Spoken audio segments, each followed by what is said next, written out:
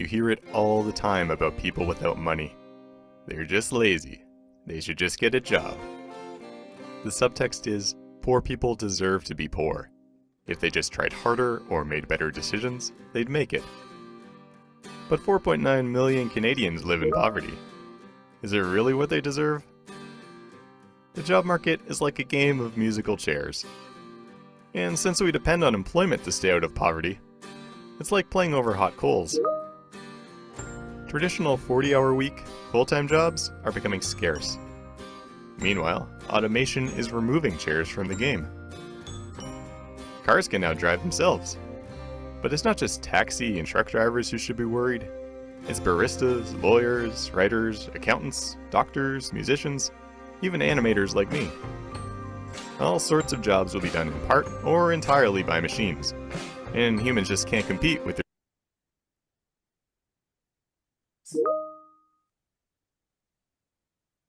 their speed or cost. It should be great that we have more time, but the rules of the game make it an economic nightmare. We made these rules, and we have the power to change them. What if we all had a basic income? It would be an income sufficient to meet basic needs and live with dignity, regardless of work status. It would reduce stress and insecurity and let people focus on the work most important to them and to us all. It would be a floor placed over the hot coals. Now, some people worry that if we give out money with no strings attached, people might stop working altogether. Maybe they'll spend it all on drugs or alcohol, or just play video games all day. But why not look at the evidence? Experiments and programs providing direct cash transfers have been conducted all over the world. They show that as people's economic security improves, they continue to work, or start their own businesses. Crime rates drop, health outcomes improve, more people finish school, and people are able to stay housed. Economists from across the political spectrum support different forms of a basic income. It won't solve everything, but it's the key to making other programs and services work better. When people are desperate, crime goes up, education rates drop, and healthcare costs rise. By investing in a basic income, we head off these problems before they start and won't have to worry so much when our jobs can be done by machines. Please add your voice to the growing movement for a basic income in Canada, and start conversations with your family, friends, colleagues, and elected representatives. It's time for a basic income guarantee.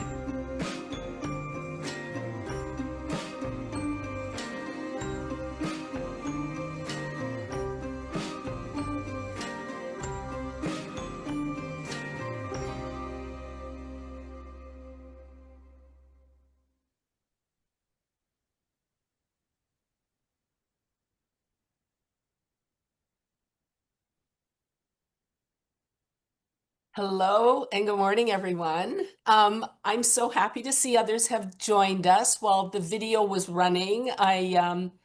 It's available on our website if you missed part of it, but I thought it would be a good way to start. So I'm Sheila Regehr. I'm the chair of the Basic Income Canada Network, and I'm really happy to see you this morning. There's not too many of us, so I think it's good for us to be as informal as possible. I don't want to spend the whole time talking. I want to know what other people think, because that's how we learn and grow. But I thought the video is so well done, and we keep coming up with, how do we describe it? How do we convince people? And that simple animation, that was done quite a number of years ago now, and it still remains current. So I'm going to go, and it covers a lot of the basics, so I don't have to, but I'm going to give a little bit of basic background.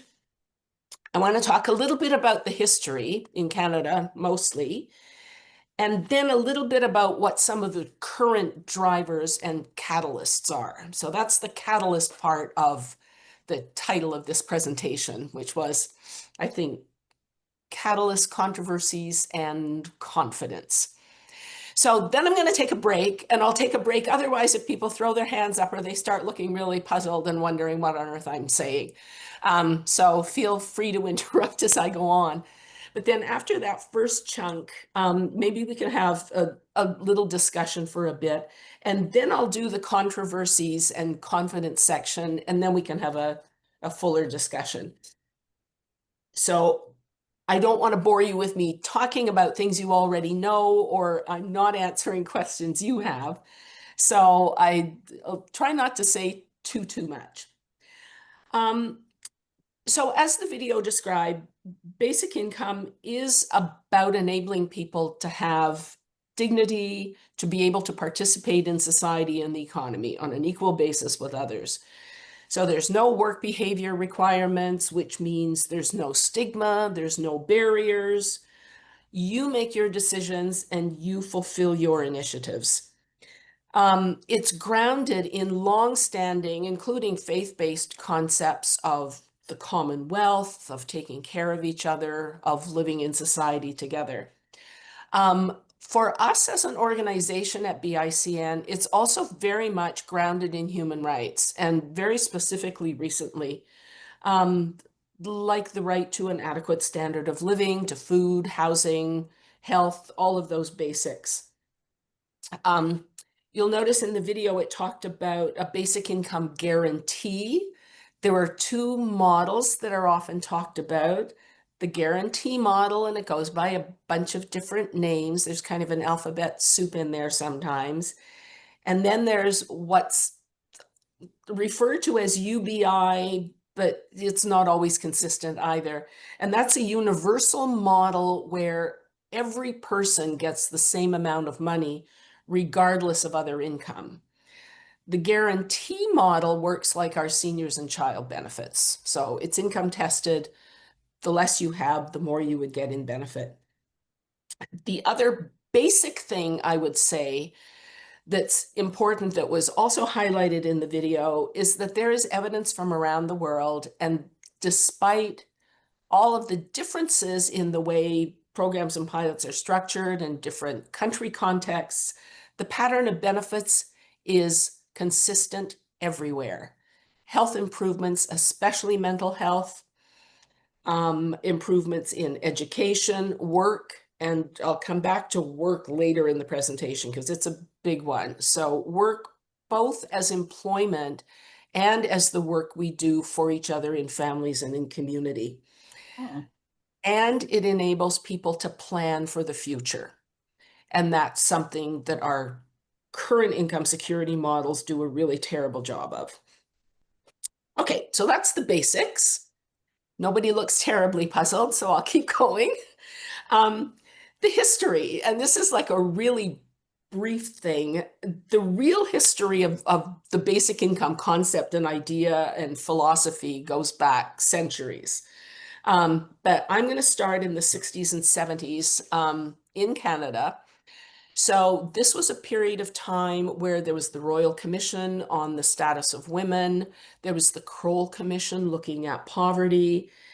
And it was an era, I think, that influenced Canada as well, but very strong in the United States with Martin Luther King Jr. As a really early and outspoken advocate for basic income for everyone as a matter of civil rights and with a faith basis. So that era produced a number of different pilots, including what's called Mincome in Manitoba, a number in the US. It also generated a number of different benefits, especially for seniors. So seniors have had a kind of different forms of basic income.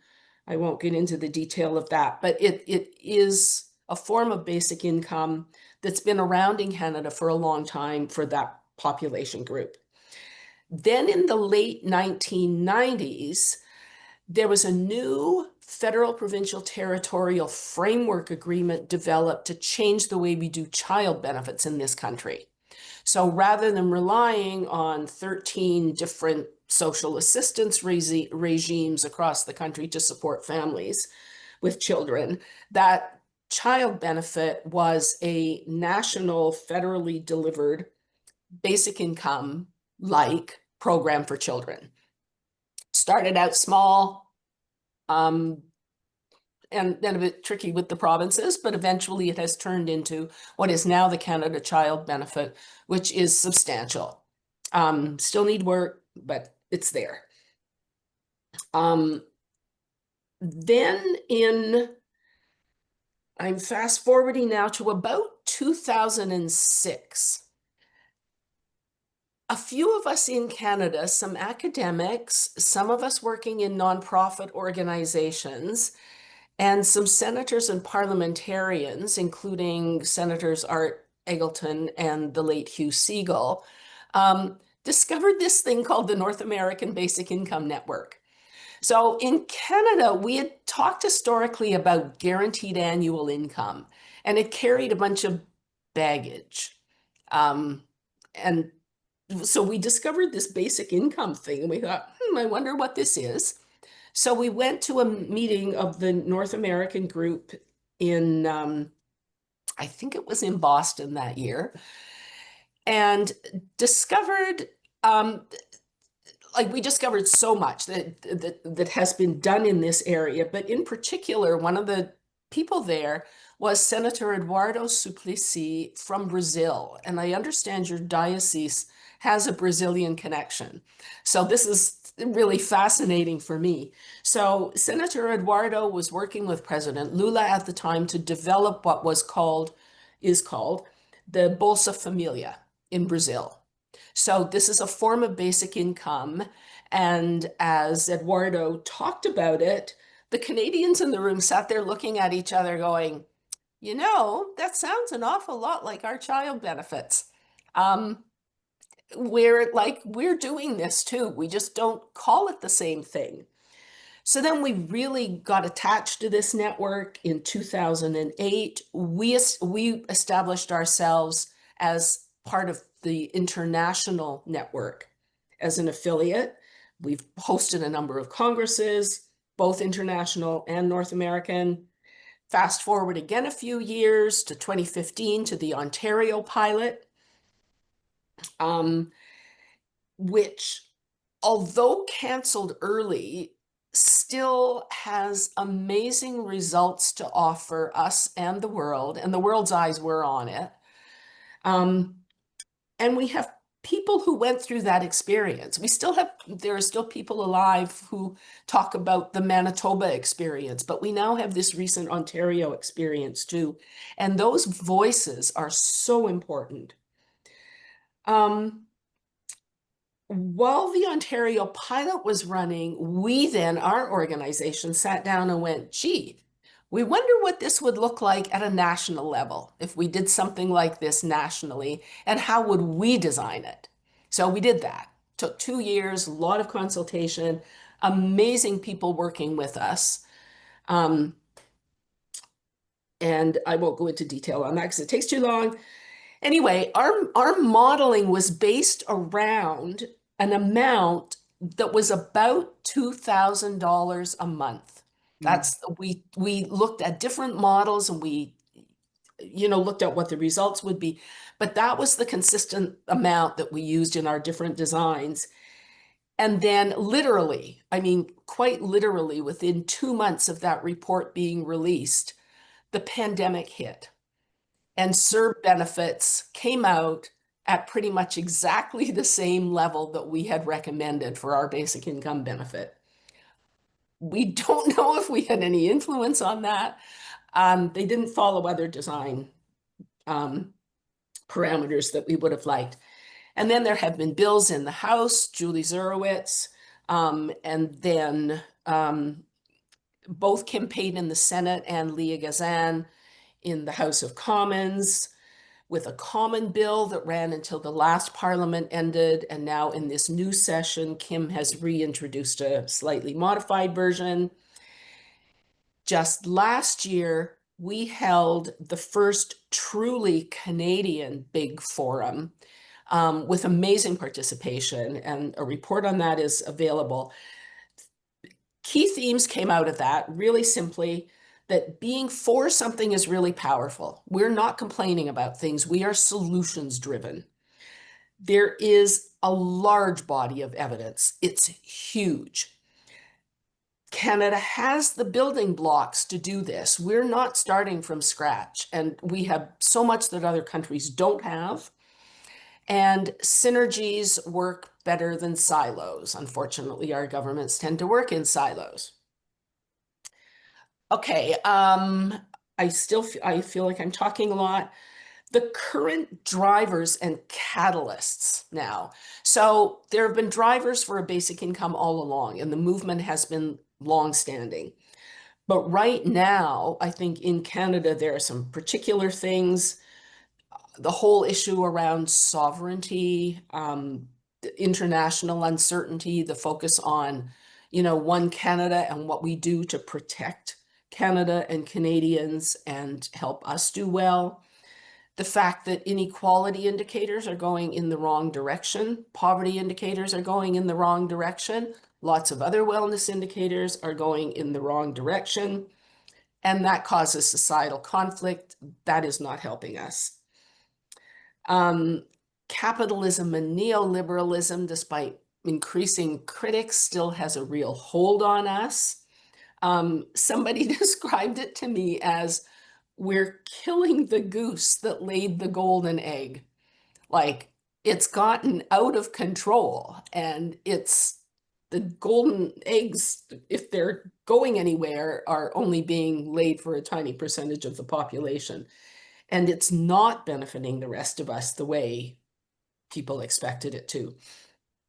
And that's why increasingly for us, we focus not just on poverty, but poverty and inequality, because this is affecting everyone. It's affecting our relationships. I have another story to tell about that. I won't. There's AI disruption that is causing, people talk about what impact it might have on the labor force, but the impact is much bigger than that. It really makes us start questioning what is human? What is the value of humans? What do we value? What do we need? And is it more robots? The last couple of things, climate obviously is a huge driver, both in terms of inequality driving a lot of climate damage, but also those who are most disadvantaged tend to be affected by severe climate impacts the most.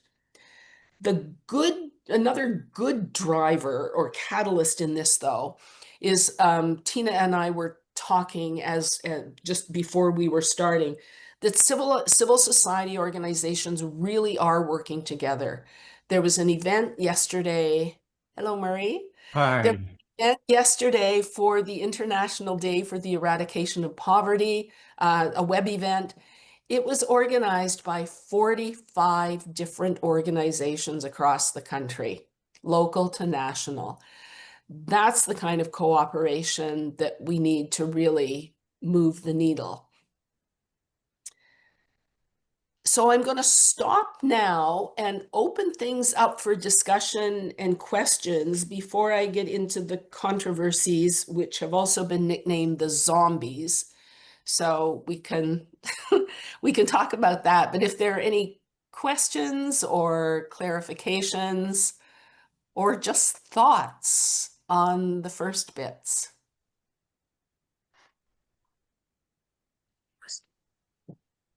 And I think I'm looking at it, just people can just unmute themselves and speak, can they? I hope. Yes, they can. Yes, they can. Okay.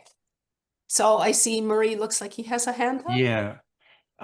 Yeah. Hi, Sheila. And I'm sorry I missed the first part of your presentation. I'm covering this for the Anglican newspaper, so I try to be in three places at once as much as I'm able. But on a personal note, I'm a huge supporter of basic income, and it seems to me, and I apologize if you covered this, that there seemed to have been a pretty big momentum for basic income a little while back that seems to have, at least in the public eye and especially media coverage, dropped off.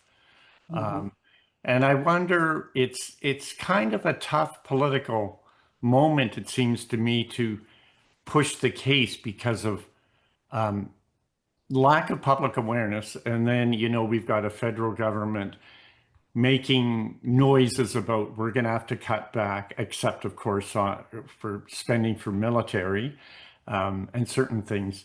But I just wonder about strategies to overcome that and kind of make the case that we're a rich society and we need basic income now more than ever, right? Yeah, thank you. And that was one of the key themes and questions that kind of came up yesterday at the International Day for the Eradication of Poverty at that event. They had this interactive module thing that was really cool that allowed people to provide inputs in things, and basic income came up over and over and over again from many different places. So that to me is a positive sign, and that strategy of really collaborating with others who are outside the immediate basic income network. Right. And that's a lot of our focus, and it's a lot of what many organizations are looking at. Because you're quite right, like it's a tough political moment for lots of people, and this budget that's coming out is like it looks like it's going to weaken public services. It's going to weaken support for the nonprofit sector generally. Yeah. It's really making things tough. And for many nonprofits, and my world has been mostly government, like throughout my career, but for most nonprofits, your instinct is to go to your immediate mandate and fuel that need. And that it's the case with food banks, for example. I mean, the demand on them is just growing and growing. So their attention has to go to trying to meet that demand. But what I find encouraging is that more and more of those service organizations are focusing now on policy as well. Yes. That, like, we know that food banks aren't a sustainable or very great solution Right. to the real problem. We are looking at focusing some kind of messaging and trying to get some attention following the budget, and trying to help Carney and his cabinet understand. And there are cabinet ministers and people in the House and the Senate who do understand really well what these issues are. But trying to link it to what the Prime Minister is really trying to do, to build efficiency. We've got 600 little programs running around trying to give little bits of support here and there that aren't making a difference to anything. We're throwing money away in ways that aren't working, that he needs to understand, and he even talks about it in his book, that building human capacity is an investment too. It's not spending. And that's the way the economists tend to see it, which is so misguided. And I'll stop talking now. Anyone else? I'm glad that you spoke about food banks, Sheila. It's because more recently, the Daily Bread Food Bank, which had always been seen as an alternative to addressing hunger, actually released a policy paper talking about basic income. And that's what we need. We've also had a recent survey of people who have been houseless, and 80% of those who were surveyed, there was over 2,000 of them, said our problem of being houseless is because we have no income. And so that has been a big thing. In the United Church, especially with the leadership of the late Lois Wilson, they basically they've basically insisted that they've been having this in their mandate for over the last 50 years. And under Lois's leadership, they started a monthly discussion nationwide of people trying to make sure that we actually work towards creating a guaranteed livable income.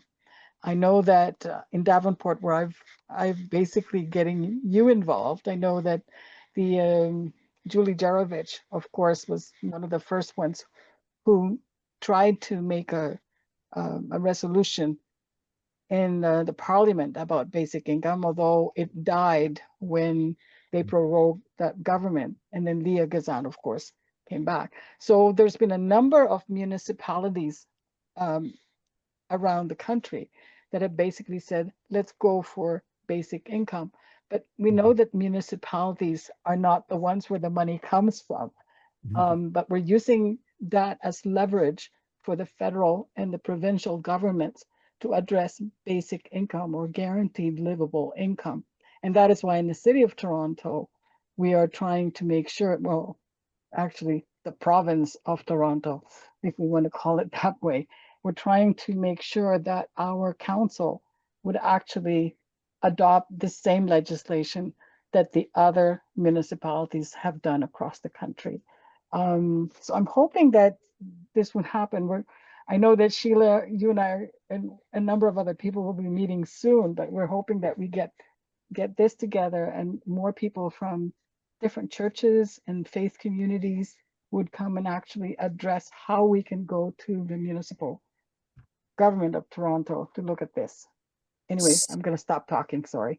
Okay, and Susan has had her hand up for a while too, I think.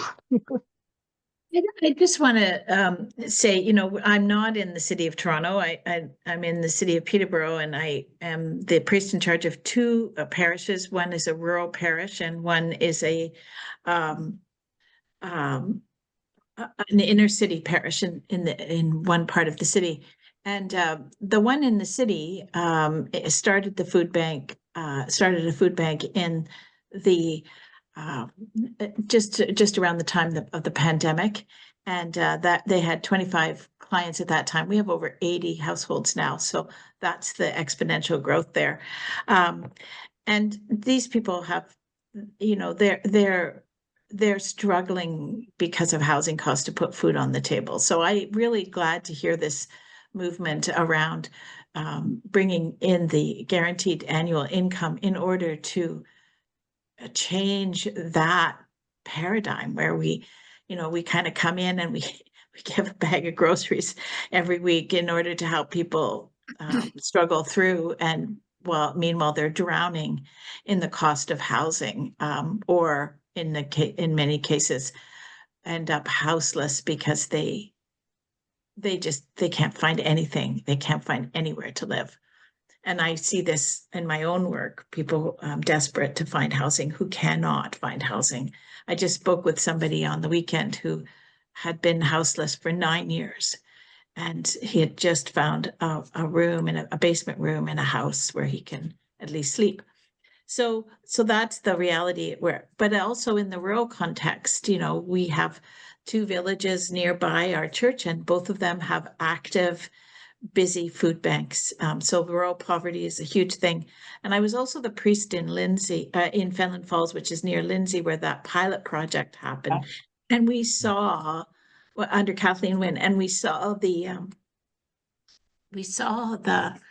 effect of that on people's lives, and you know, grieved when it went away, because those people were once again thrust into that situation. So I really believe strongly that this is the answer for us. But what I really appreciated, and I had never put this together for myself, but that this guaranteed annual income idea is part of what we already do. We subsidize people with children, we subsidize seniors, we subsidize all these other groups. We just don't do it for the poor. And it seems to me like this is a way of saying, no, we need to do it for the poor as well, because but that to me seems to be a shift in consciousness around not demonizing the poor, not seeing the poor as people who have failed and somehow need to get their act together and succeed in the world. And so I guess I'm wondering if that's part of the reflection at the higher level, how we change that perception among people, to help our whole society move toward a more, I guess, compassionate way of looking at the poor, the same way we look at young children who need extra support, or seniors who need support, but we don't seem to want to do that for the poor. So I'm just be interested to hear how you would respond to that. So thank you, because that's a great segue into the zombies. Okay. So this is the section on controversies. So we acknowledge that there really are, like, we don't all agree on everything. There really are legitimate challenges we have around how you design a basic income and how it's going to work again. That's fine. But these controversies, and the zombies comes from Dr. Danielle Martin, who talked about these zombie arguments that have been refuted over and over and over and over again and will not die. And so there were three of those, and I think you've touched a bit on two of them in particular. But the first one is work. And it's what we think about as work. And the reason that 18 to 64-year-old group has been left out is because we think kids are cute and old people, you know, deserve something for the time they've put in, whatever. But this group, the 18 to 64-year-olds, they're supposed to be out there in the paid labor force generating profit. But work is not a synonym for employment. They are they're not different things. Employment is a small subset of work. We don't recognize work. And if anybody's interested in a read, Guy Standing's latest called The Politics of Time, it does a brilliant job of looking at how work had a bunch of different terms assigned to it in ancient Greece as democracy was being developed. So in that terminology with different words, and I don't remember the Greek, labor was what the slaves did. Work was what real people did for your family, for your community, for your neighborhood, for democracy. And we've completely reversed those things. So one of my little stories that I like to tell recently, because we're focusing more and more on looking at human rights and the right to an adequate standard of living, and because Canada in particular was so strongly behind the development of international human rights covenants, a weird thing happened that not too few people know about. While the rights were being developed, the political and civil rights in one stream, the economic, civil, and economic, cultural, and social rights in another stream, very quietly in another part of the UN, a bunch of statisticians were getting together to design the International System of National Accounts. And in complete antithesis of what was going on the human rights front, their focus was on establishing GDP and measures of the economy, the narrow economy that produces profit. And they very deliberately and distinctly said that work in the household and voluntary work was of no consequence. None. So you've got a right to work, but it's only if it generates profit for somebody else. Right. And policy everywhere, public policy is so enmeshed in that. And we have periods of time where we talk about developing wellness indicators and they're there, but that UN system of national accounts and GDP and the way of understanding our economy that is so warped is what is really getting us in trouble. So when people say we worry with a basic income that people aren't going to work, what they mean is we worry that they aren't going to take terrible jobs that don't offer them adequate benefits and reasonable things. And we worry that they're going to come up with excuses for not wanting to do that work, which is crazy. And the cool thing about basic income is that it supports every one of those parts of work. It does support formal labor force participation. It supports, and this was especially true in Lindsay and in the Ontario pilot, it supported entrepreneurship and Yeah. small business, far greater than the regular federal programs do. So that was amazing. And it supports community work. It supports democracy. It supports volunteering. It supports raising children and caring for each other. All of that is work, and basic income supports that and allows people to do it. So like the evidence is there. And then there's the whole AI thing that comes into that and how we're going to react to that. Carney seems to have made statements that suggest we need to get out in front of this before AI disrupts everything. But like, what does that mean? We are human. We are bodies and brains that live together. Like that's how we survive. And our systems are not set up to allow that to happen. It's crazy. So that's that. But but this whole employment disincentive thing, like over and over and over again. And you still find credible people coming out, like a former chief officer of the Parliamentary Budget Office says, well, I worry about people not working. And I'm going, like, where did you get the right to say that when there is no evidence to suggest that whatsoever? Like, it makes me crazy. So then we get this, the kind of fallback to that then becomes the charity model, where if you can't survive in this world that we've created where work equals labor, then we're not quite sure what you deserve. And if you're good, maybe we'll give you something. If you fit our idea of somebody who's deserving, you're okay. If not, you're in trouble. The other thing that I think is really important to understand about basic income is that nobody is saying it's going to fix everything. And nobody is saying that it has to be perfect. It has to be a whole lot better than we're doing now. And if I can, I'll share one like quick real life story. When I was on the National Council of Welfare, I was the executive director at a time when Harper appointed a whole bunch of conservative appointees. They had interesting ideas about things. We thought, okay, they need a dose of real life because they're not getting it. So we brought them together from around the country and we took them to Jane Finch. And we said, you're going to meet some real people. There was an economist in our group who tried to pontificate periodically about what these young women, and it was a group of young, primarily Black and brown single moms.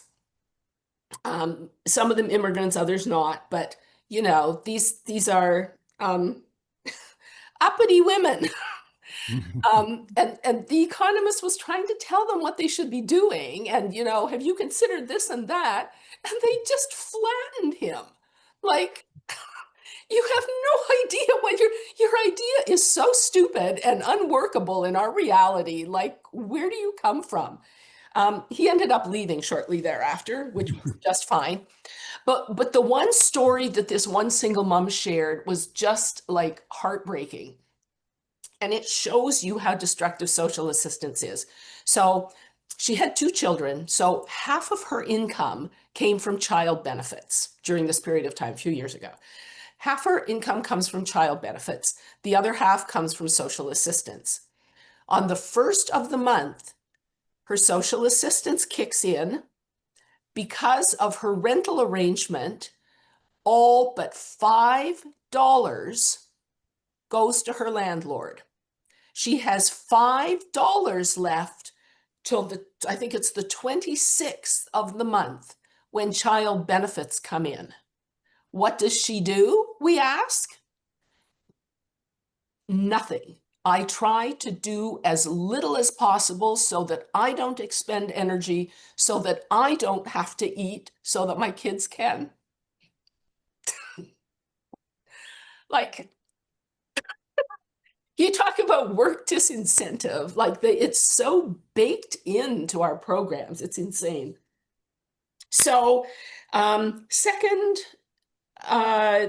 second big zombie argument is we can't afford it.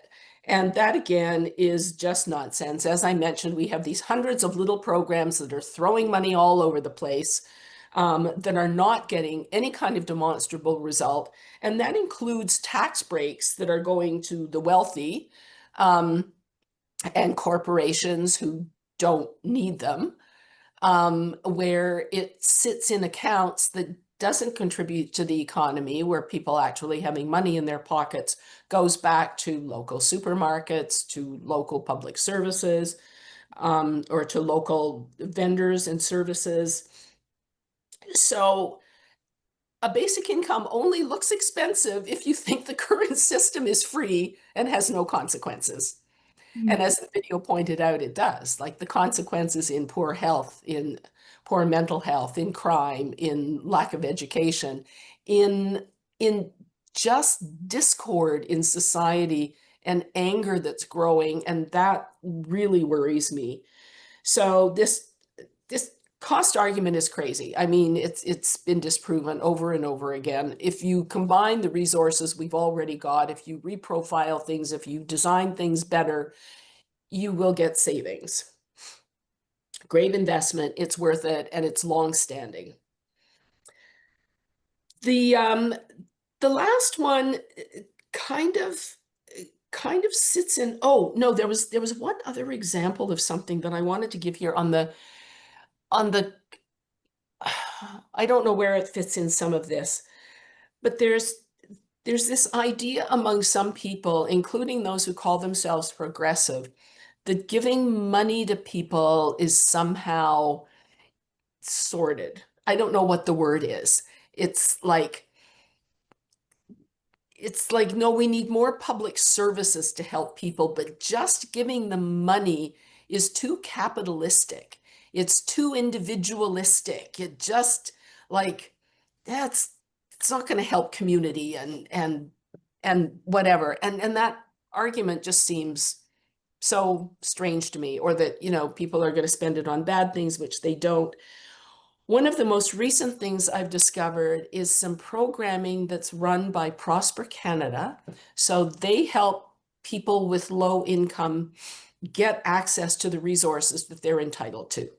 So, this financial resilience stuff, but they've developed a particular model in cooperation with Indigenous organizations, initially to help the recipients of large residential school settlement payments and other like large payments to help them deal with this sudden influx of money.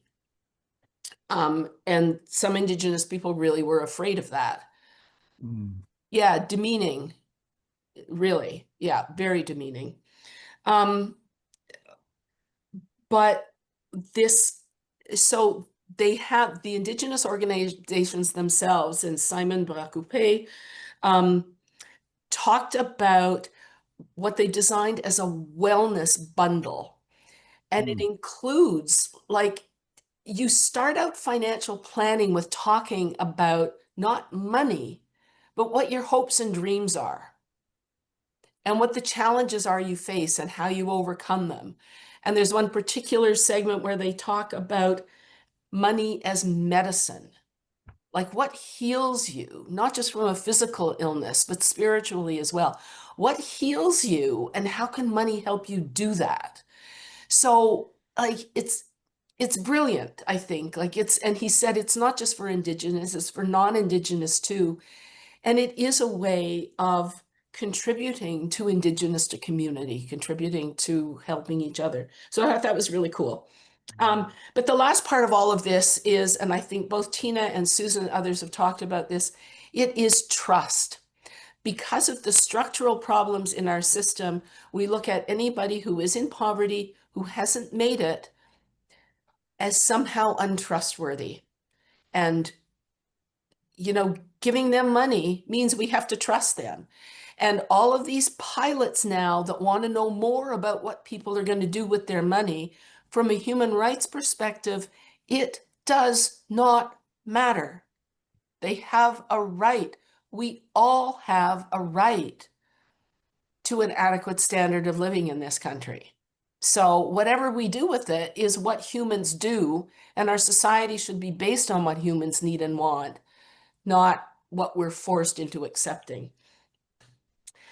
So the last part that I'll talk about then, and then we can have a wider conversation again, this is where hope and confidence comes from.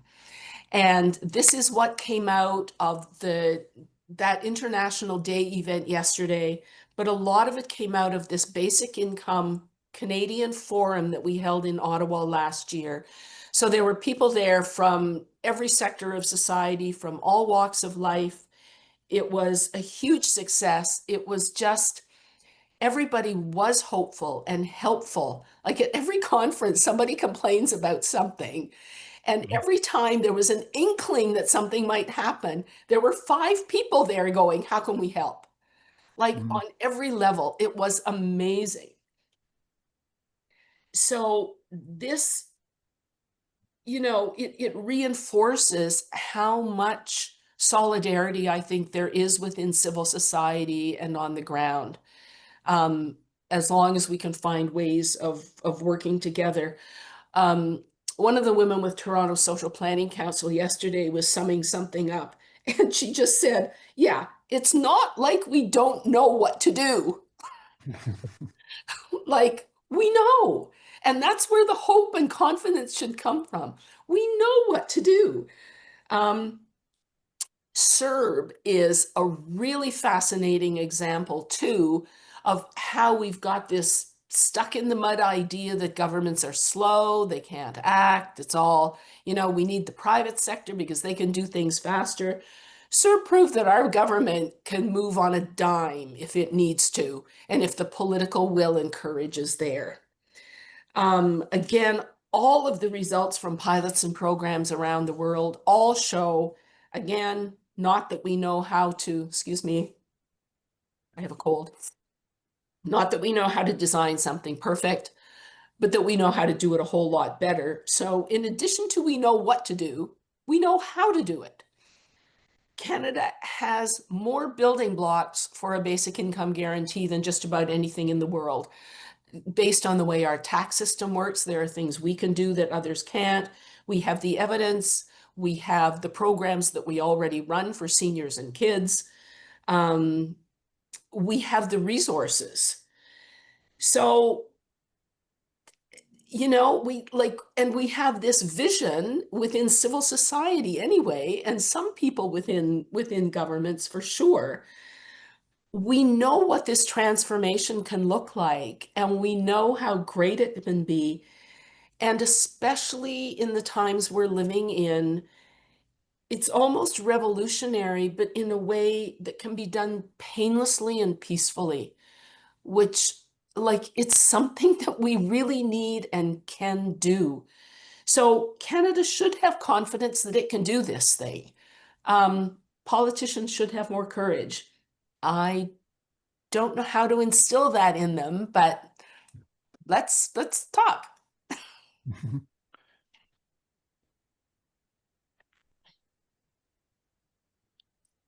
So anyone have further thoughts? I was going to end talking about the Toronto resolution because that's something that Tina mentioned that really is an easy win that anybody on this call can do. We're looking at a plan to try to get endorsement for this, but Toronto is such a powerful mover in the country, not just as a municipality, but it can also help gather support from other municipalities. And then we get a level of government support pushing the feds. We have some provincial support pushing the feds. We just need to keep tying it all together and get it going. So jump in, anyone. You can't all be speechless.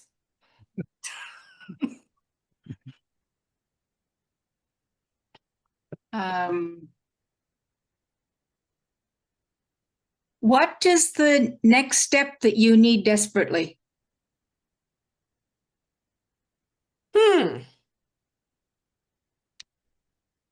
I consider that a challenge to everybody here. Oh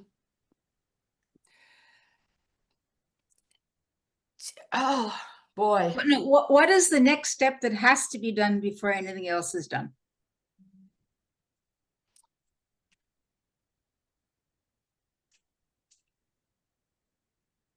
It's hard to answer, and I hate to sound equivocal or whatever, but based on my policy experience, and I spent almost 30 years inside the federal government working on policy, no one thing is going to push things over the edge. So Okay. the next best, most effective thing for anybody to do is what they do best. So if you're a grassroots organizer, you go out, organize. If you have a parish that has lots of voices, you add numbers to the call. Like you write to your MPs and to ministers and parliamentarians, and you say, I'm writing on behalf of all of these people who are calling on me to help them and I can't. You need to be part of this. If you're a policy wonk like me, we keep looking at pursuing policy solutions with people in civil society and within government, especially federal government, who are working on policy issues to try to have that concrete discussion about what are you afraid of? What do you think you don't know? Because there are people out there who do know those things, and can we work on it? If you are a resident of Toronto, any support that you can give for a resolution to help get Toronto City Council to adopt a resolution, and that resolution should be an easy sell because it's not asking the city for any budgetary allocation. It's asking the city to tell senior levels of government how much a basic income is going to help deal with city problems that they can't fix. So is there such a resolution in the works or? Okay. Yeah. Tina, you want to talk a little bit more? We've had a rocky start, but we're quickly gathering support now. Yeah, we're basically going to start strategizing on how we actually get this before City Council. City Council is a little bit more complicated than other municipalities across Canada, but we're hoping that with 26 councillors that we can gather communities of faith in those wards to come and be educated and to educate their councillors, and so that by the time this resolution comes forward to the City Council, that it will have as much support as it should. And you're right, it should be an easy task because there's no budgetary allocation that we're asking for. So please be in touch. Yeah, and the other thing, I mean, anything that anybody can do on public education, like this webinar and other webinars, if anybody wants to sign up for BICN's newsletter, it's easy to do on our website. We don't bombard people with things every day. It goes out once a month. You can unsubscribe if you feel. But it's got articles from, like it's got insights, different webinars to watch, articles from let you know what's happening around the world. There's great news that has come out of South Korea lately with a basic income guarantee there. Ireland has made its basic income for artists permanent. Like the movement is growing everywhere, and it's hard to see it going away because if other solutions that were as workable were to have come forward, we would have seen lots of them by now, and they're not there. So, and then join with other organizations. like I said, this event that we did yesterday was organized by 45 different organizations from all sectors and different people. So that kind of collaborative work is really important too.